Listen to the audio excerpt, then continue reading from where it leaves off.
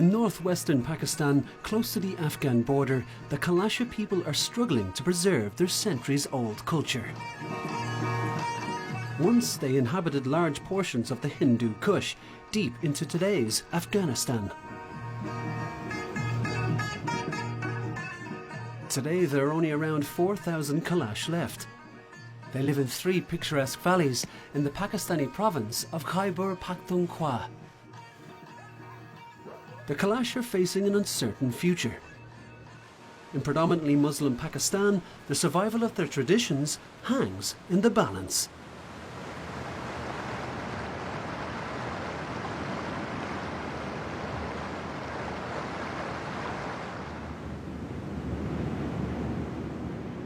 Until recently, the valleys where the Kalash live were so inaccessible that they were effectively cut off from the outside world. Now a bumpy dirt road brings vehicles here.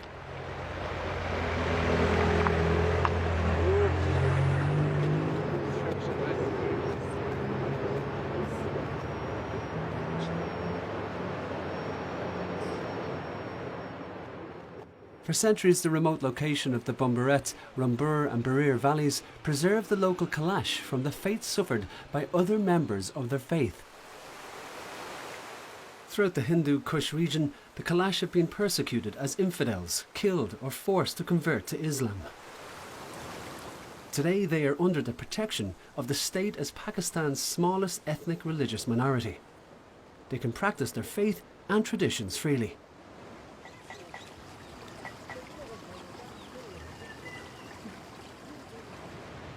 Unlike the monotheistic Muslims surrounding them, the Kalash adhere to ancient Indo-European polytheistic beliefs in harmony with nature.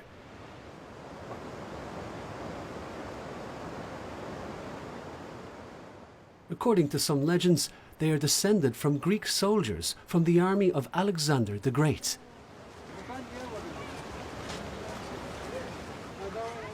Life in the valleys has changed greatly in recent years. The Kalash are no longer isolated. And now they face the question of how to preserve their culture in a time of radical upheaval. The new connection to the outside world has not only enabled Islam to move into the valleys. Modern civilization is also encroaching on the villages. The streets are filled with commercial activity. Television, the internet and smartphones are widespread. Evidence of how the original way of life is gradually changing. At the state-run girls' school in Bumborate, 17-year-old Kila is about to graduate. And she is facing big challenges.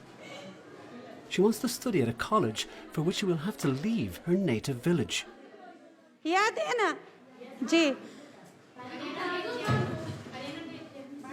Islamic instruction is mandatory in all public schools in Pakistan. The Kalash students also have to take part. Quran मजीद की हिफाजत की जिम्मेदारी किसने ली है? अल्लाह ताला ने कुरान मजीद की हिफाजत की जिम्मेदारी लेते हुए अल्लाह ताला कुरान मजीद में फरमाता है. The path to higher education invariably passes through the public schools. Attending them offers Kalash people better job prospects and a way out of poverty. But they always feel the subtle pressure to conform to the Muslim majority.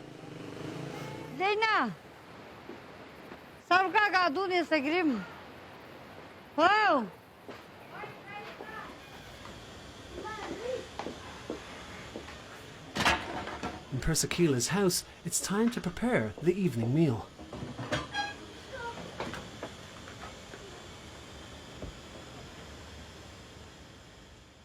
The cooking is done in the traditional way.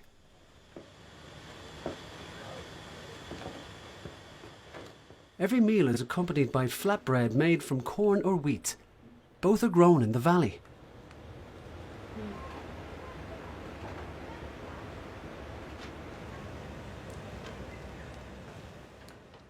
Kila's mother doesn't need electricity to cook. But her brother does, to watch television.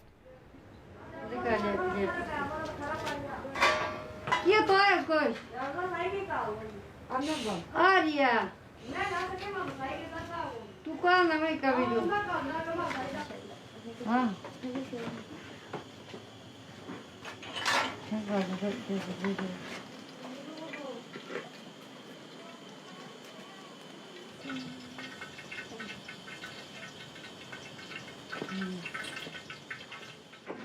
For a long time, the Kalash here were self-sufficient. Even today, most of their food comes from the fertile valley. Alongside grain, the farmers here grow many kinds of fruits and vegetables. In the evening, the whole family gathers for dinner.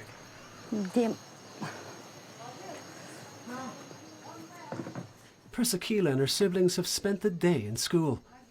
The parents worked in the field and took care of the family business.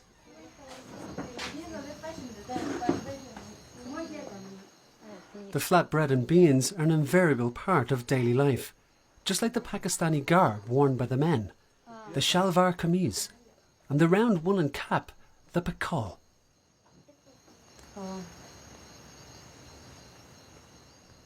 The women still wear brilliantly embroidered dresses and the customary susut headdress.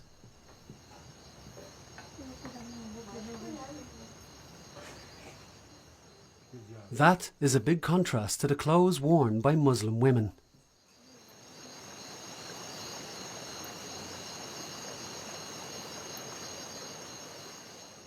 The animistic beliefs of the Kalash are not part of an organised religion. Their faith is neither books nor buildings. Without holy scriptures, mosques, churches or temples, the Kalash are guided by the signs and rhythms of nature.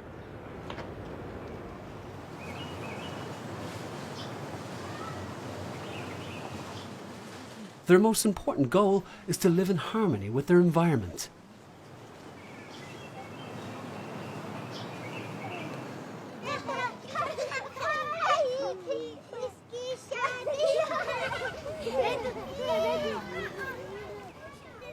One woman who has managed to hold on to her Kalash culture and complete studies at university is Syed Gul.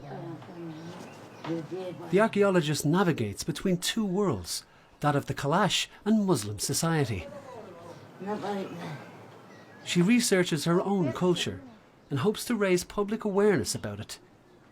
She sees that as an important step in bolstering the rights of the Kalash. But the developments in Bumborate have also left their mark on Syed Gul's own family. Her younger sister Maya recently converted to Islam. So far, she is the only Muslim among the 7 children.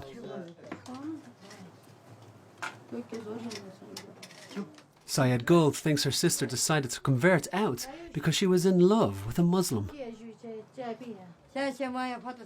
Marriage would only be possible after conversion.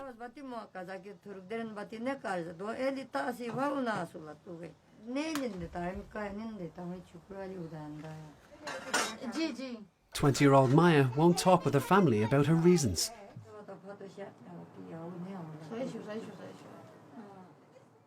It's a tough situation for all of them.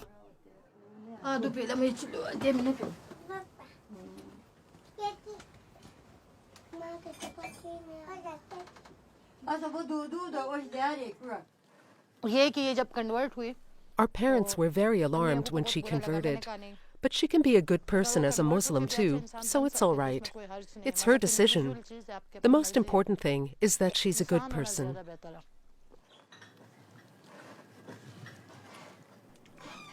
Right?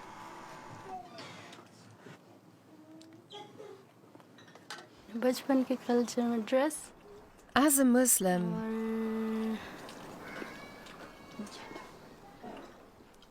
I miss Kalash clothing. I could go on wearing it, but I don't. The problem isn't the religion, but the people. If you convert to Islam and keep on wearing Kalash clothing, people might think that you're not committed to Islam, or have even abandoned it. And that could antagonize religious extremists.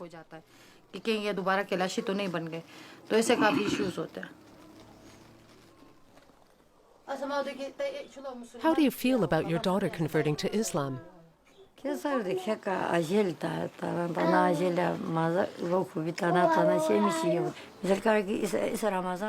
I have to accept it. She's my daughter. She's still a good person, and that's what matters. During Ramadan, I tried to relieve her of her chores, but she still always wanted to help me.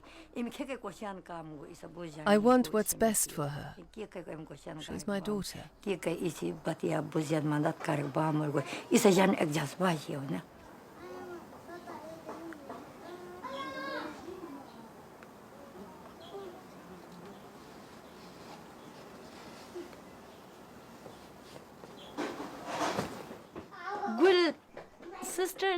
Gul, my sister, is disappointed in me. She's more than my big sister. She's also like a mother and a father for me. She's done so much for me.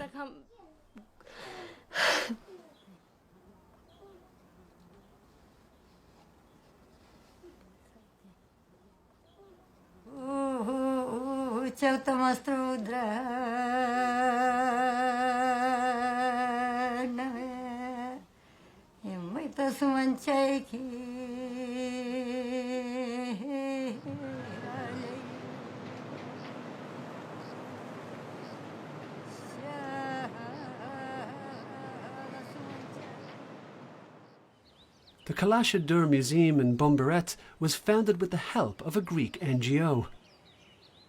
Alongside the exhibition rooms, it houses a library and a primary school for Kalash children. Syed Gul comes here often.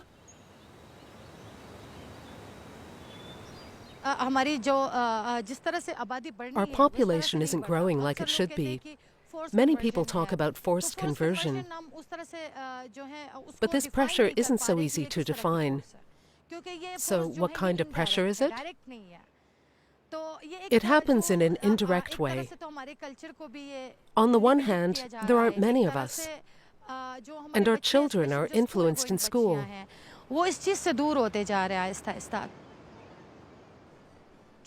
The things they learn push them further away from our culture.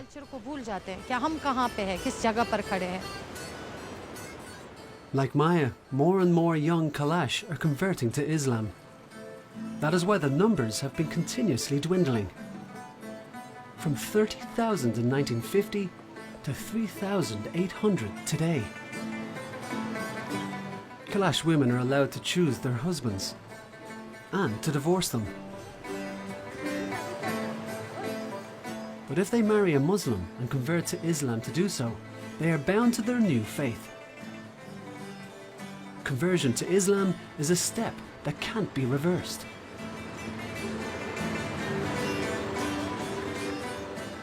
In this way, a personal choice can affect the entire society. And the few Kalash who remain bear the responsibility of preserving their culture.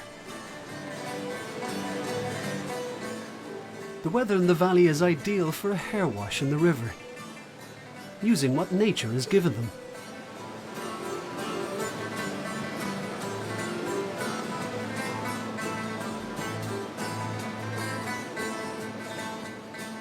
The striking braided hairstyles have been worn by Kalash women for centuries.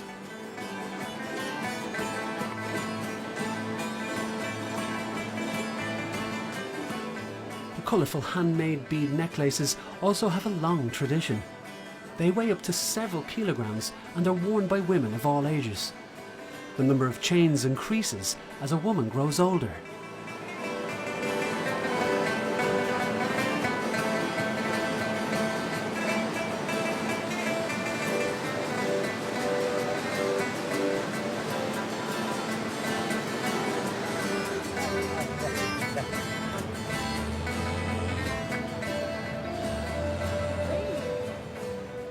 Early summer is mulberry time in Bumborate. The sweet fruits ripen almost all at once.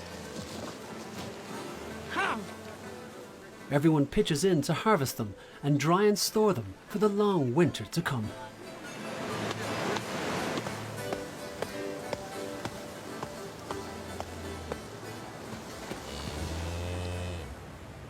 or at least the ones the cows leave behind. Ma.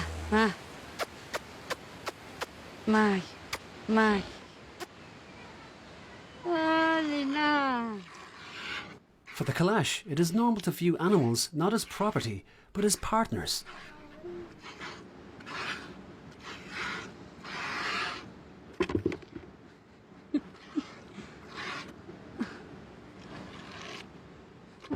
Persekila's mother uses the fresh milk to make cheese, butter and ghee.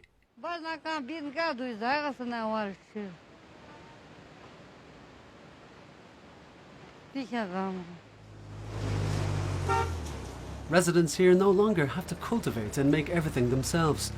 Nowadays, there are small shops.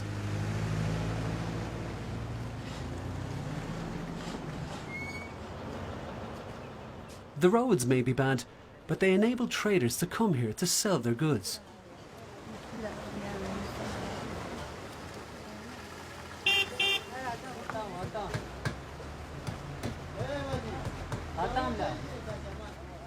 Modern life is entering the sleepy valleys.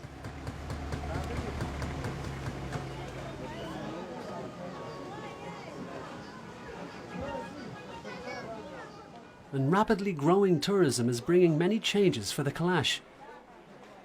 But it's also opening up new business opportunities.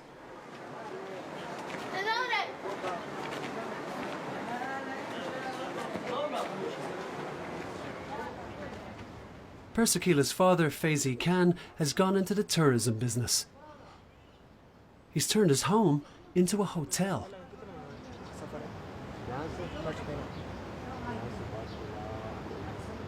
We run the hotel as a family. Kalash family unit is ka naam hai. That earns us some money to pay for our children's education. There aren't many other opportunities here. There's no industry in the valley, meaning no jobs. The tourists only come during 2 or 3 months of the year. No one comes in the wintertime. But tourism at least gives us a small income. Persekila and her mother also profit from that. I don't like the tourists. They come here in the summer holidays for our festivals. We don't have walls or fences around our houses, so they just walk right in and take pictures. I don't like that.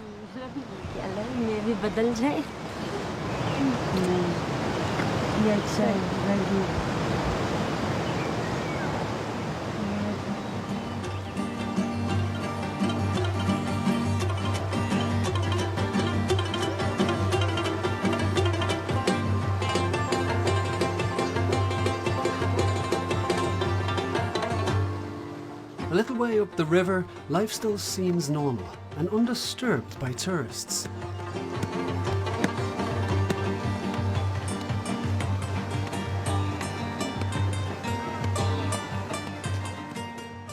Gulzina lives here with her family.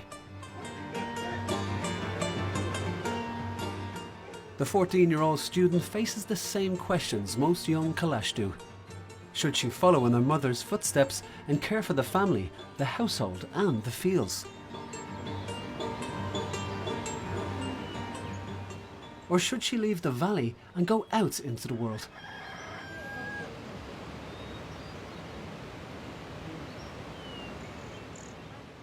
This is the family farm. Children from the neighbourhood gather here.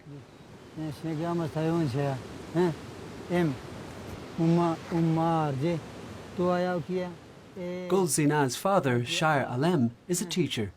He instructs the children in his spare time.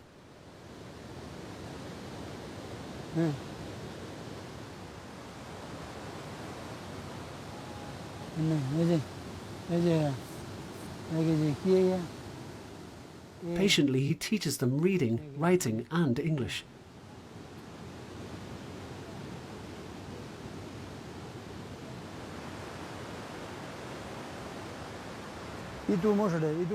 They don't need blackboards or notebooks. Pebbles will also do the trick.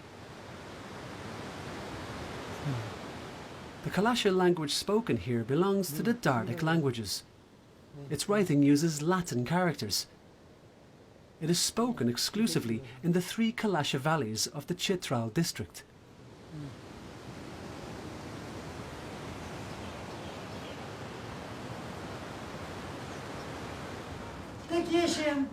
Kalash culture and language are on the curriculum of this state-funded primary school. But only a few places are available. The other children have to attend the public Islamic schools.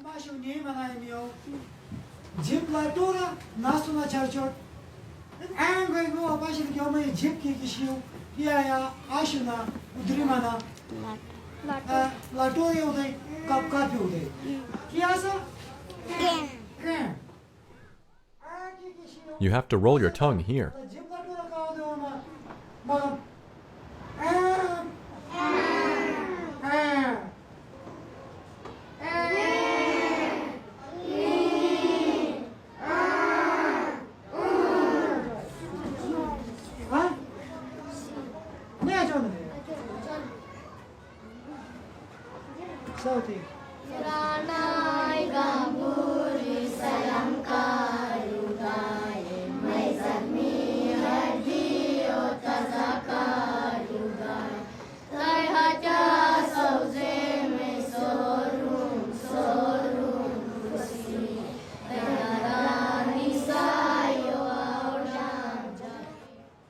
In contrast to the Islamic schools, the Kalash classes are mixed gender. The boys and girls learn together. After graduating from primary school, all the children move onto the public secondary schools. They have separate classes for boys and girls and follow the Islamic curriculum. Education is so important. If the children want to get an education, they have to go to other towns. There they will come into contact with other cultures, and they may adapt to them. But the culture doesn't die out. It improves, and it changes through contact with the outside world. If someone wears shorts, for instance, the other children might find that practical and start wearing shorts too. Changes will come. If we have education, it improves our culture too. Our children will learn that they have a choice. Education shows them the way. It is the light.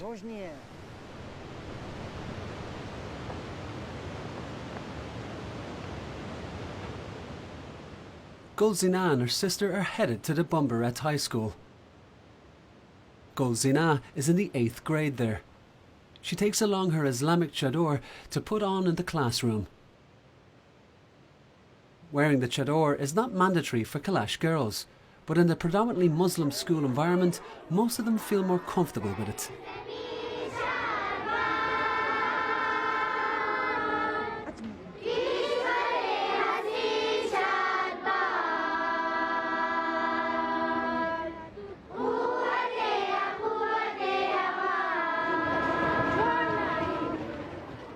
Gulzina takes her attendance at the Islamic school in stride. She knows that attending public school is the only way she can get an education. She knows that the school is financed by the Islamic State.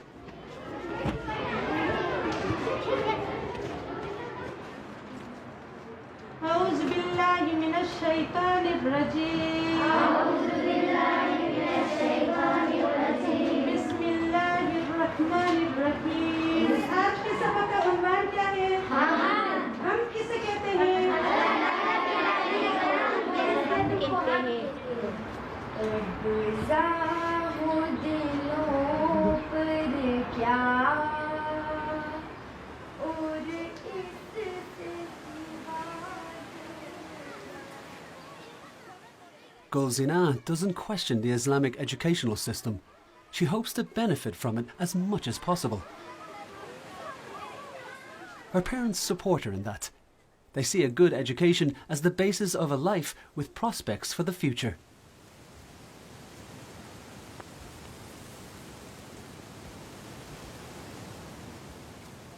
While she was working in the field, Gul Zina started menstruating. That means she can't go back to the village and her parents' home for several days. Her mother gets her clothes ready and prepares lunch before Gul Zina makes her way to the Bashali. The Bashali is a communal menstrual house where Kalash women spend their periods and have their babies. Westerners often view this custom as a form of ostracism and discrimination.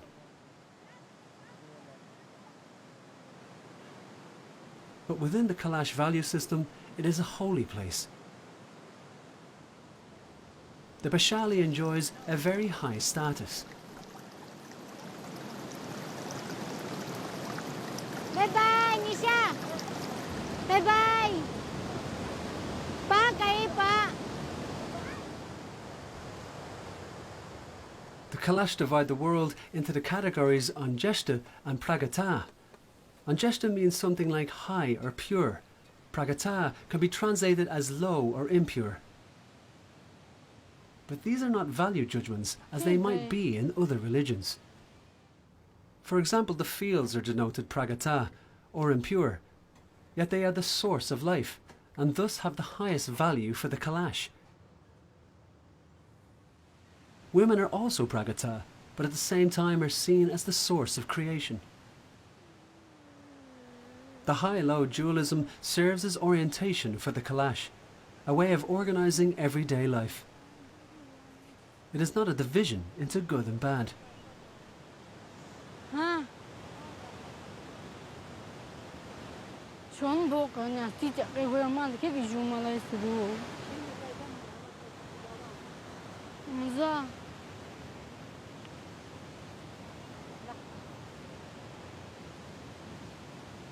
Yeah. बस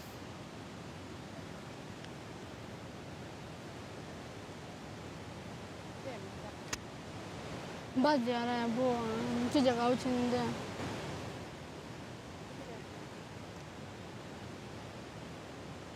out şimdi bu böyle mini oluyor.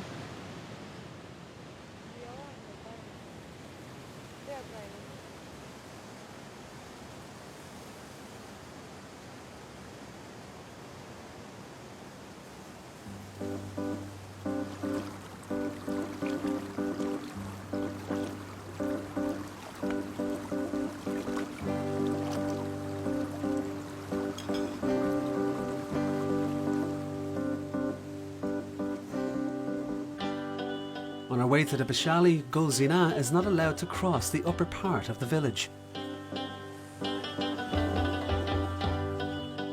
The way to the Bashali is long and hard.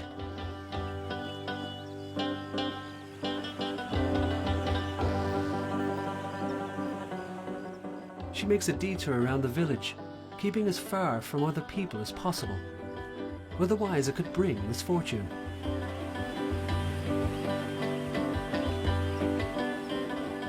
There are few records on the origins and development of Kalash culture. The Kalash people have no history books or written traditions. All their cultural knowledge is passed down orally from generation to generation. In a country like Pakistan, the relative gender equality in Kalash society is something special. Women are highly regarded.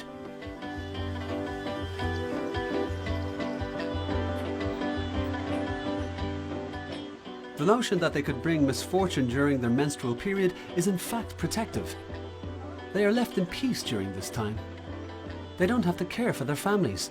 They can't have sex, nor can they carry out hard manual labour.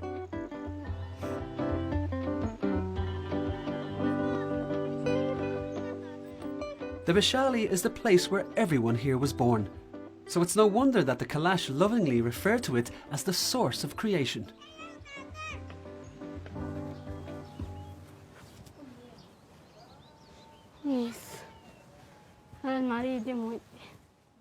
Gul Zina is a newcomer in the Bashali. The women can choose between 2 communal rooms with 6 or 7 beds each.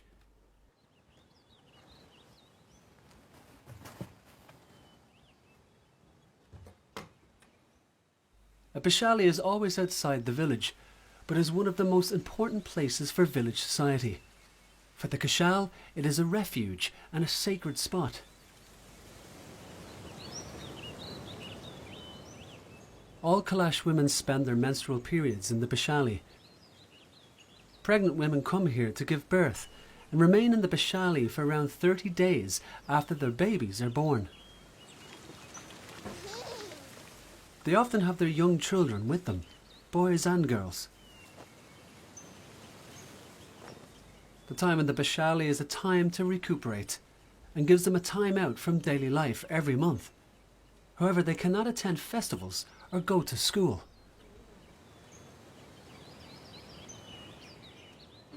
They don't have to cook for themselves. Their families bring their meals and leave them in front of the Bashali.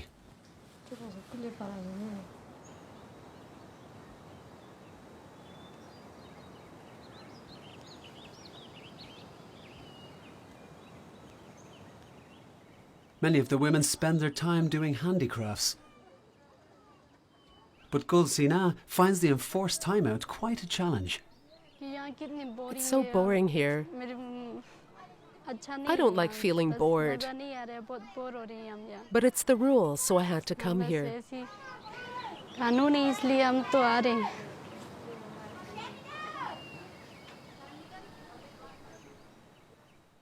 I like playing football.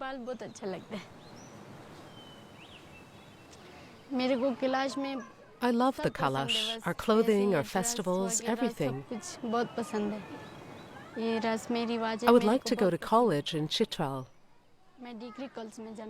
When I live there, I won't have to go to the Bashali when I have my period. Lots of girls go there to study, but I know I won't like it because I love the Kalash people so much.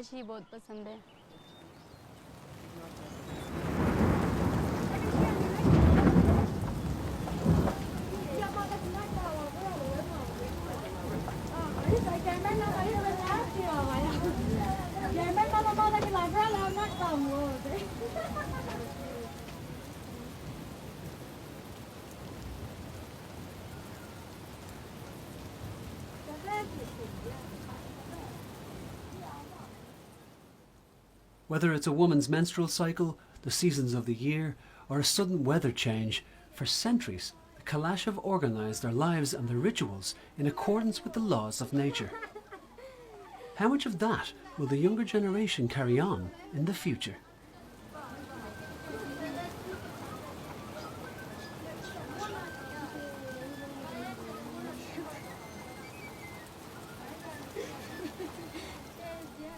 A group of women have also gathered in Gul Zina's house.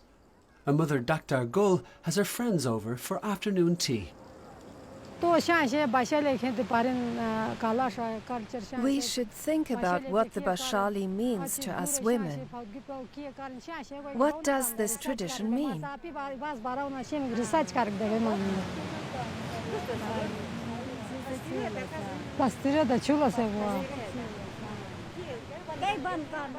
A few days of rest before you go back home.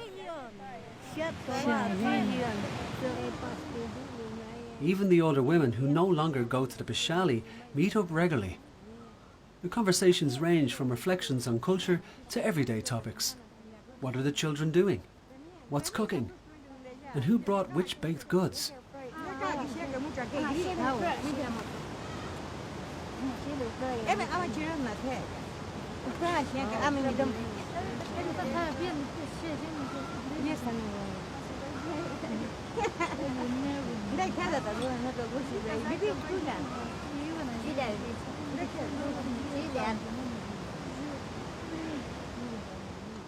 Most of the older women consider the Bashali an asset, a valuable part of their culture, a place that dignifies womanhood. But the Bashali can also be seen as a form of repression. The obligatory stay there also denies menstruating women a role in the normal life of the community.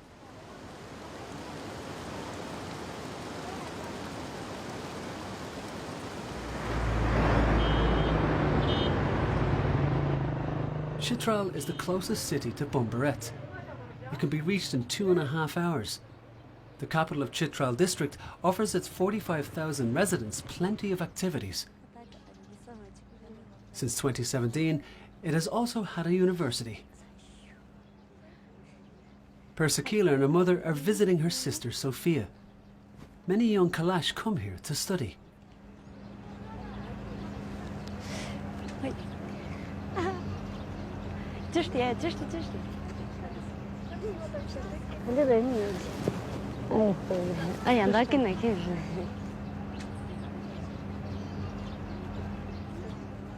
The new university is seen as a driver of economic growth in the region and a way of lifting people out of poverty.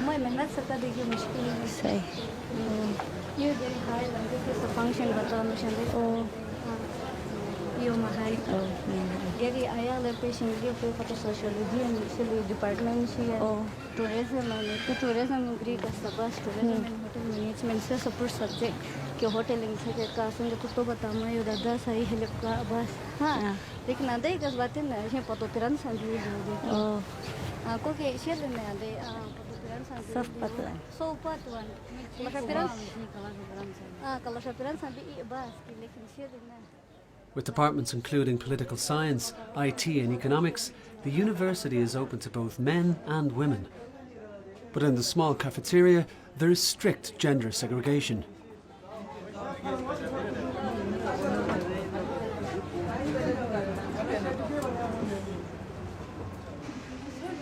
A new world awaits Persakila, a world full of technology and new regulations, but also full of knowledge.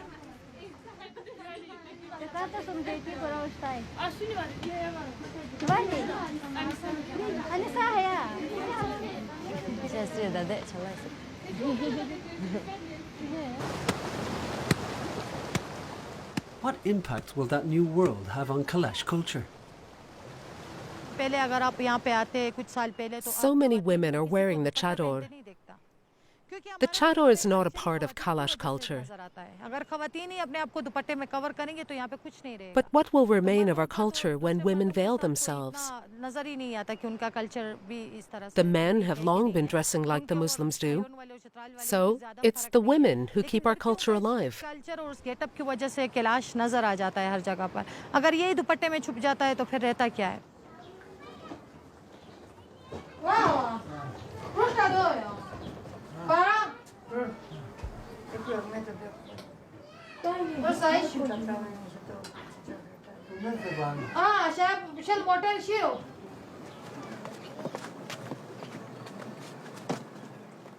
After the short visit in her home village, Sayed Gul is returning to her work at the university.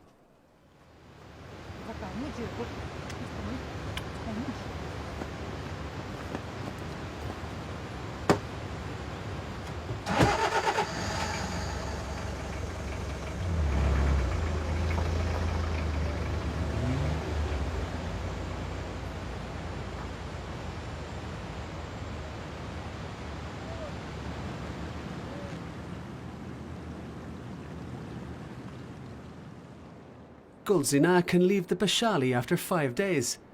She's glad to be going back to her home and to school. Finally, back to normal life.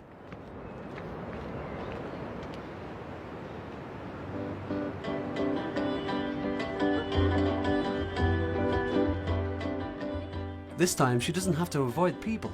She can take the direct way home, straight through the village and across the main bridge.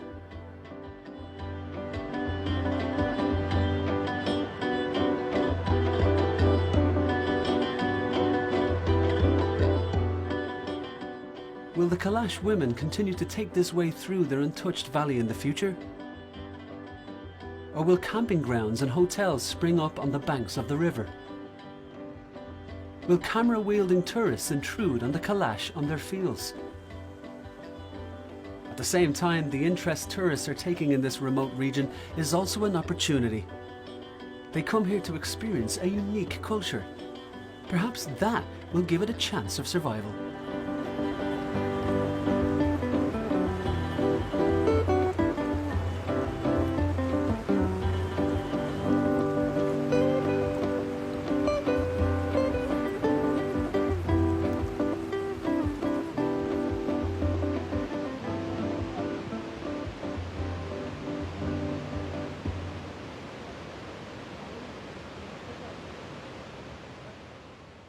Once she's back home, it's as if Gul Zina was never away.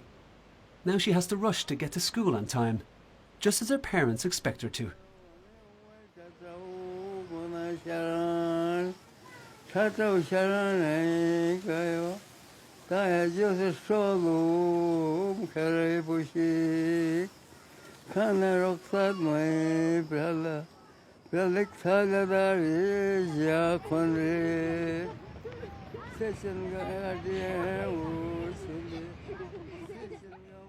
Many young Kalash love the freedom their small world offers them.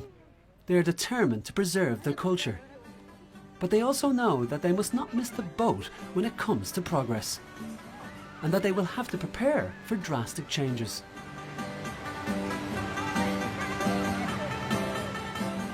The question is not whether Kalash culture will change. It will in any case.